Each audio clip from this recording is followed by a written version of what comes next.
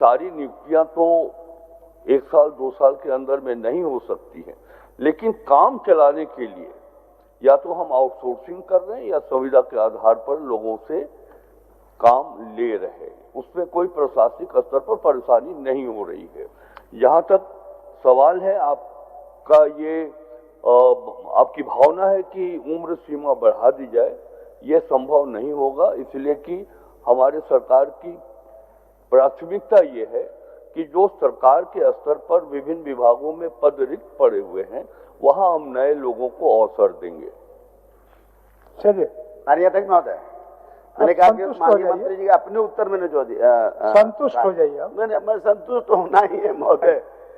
मैं इतना ही कह रहा था कि आप आउटसोर्सिंग कंपनियों के जो हाल उसके तहत जो लोग रखा जाता है, नियुक्ति किया जाता है, 9,000 मिलता है महोदय। वेतन कितना ले रहा है भगवान जाने, लेकिन उनका खाता में जाता है। एक बार जांच महोदय माननीय मंत्री से मैं आग्रह करूंगा कि आउटसोर्सिंग कंपनियों के द्वारा जिन लोगों के अनुबंध पर रखा जाता है उसका केवल मात्र 9,000 रुपये वेतन मिलता है।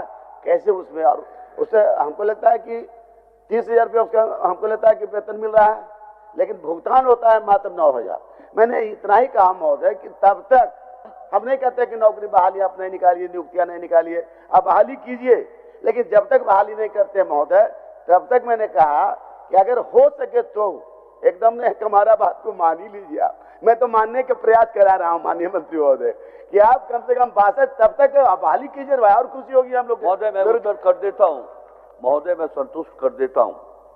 माननीय सदस्य, अब उनकी चिंता ये है कि जो आउटसोर्सिंग पर या संविदा के आधार पर लोग रखे जाते हैं, उन्हें वास्तविक मानदेय का भुगतान नहीं करके कम भुगतान किया जाता है।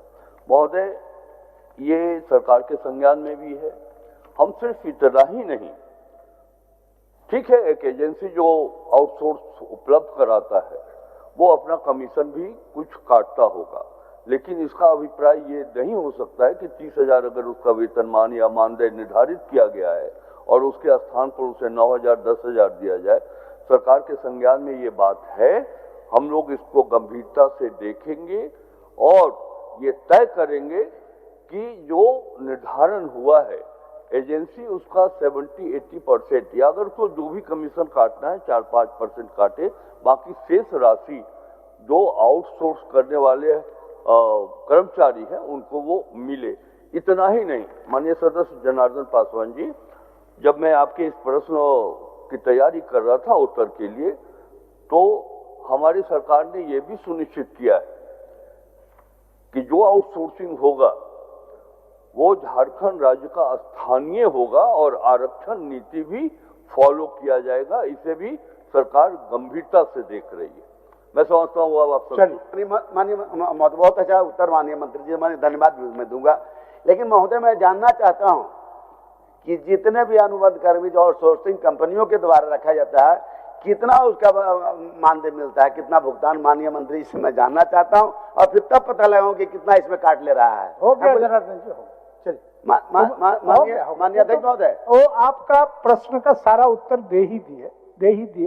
नहीं, हमारा एक चीज महोदय मैं जानना चाह रहा था, माननीय सदस्य, आउटसोर्सिंग कंपनियों के द्वारा जो अनुबंध कर्मी पर रखा जाता है महोदय, प्रश्न में ये नहीं था, इस बात की जानकारी आपने नहीं मांगी थी, लेकिन फिर भी मैं आपको कहता हूं कि जो जानकारी अभी आप मांग रहे हैं, हम सूचना एकत्रित करके उसकी सूची हम आपको उपलब्ध करा देंगे। हो गया, ठीक।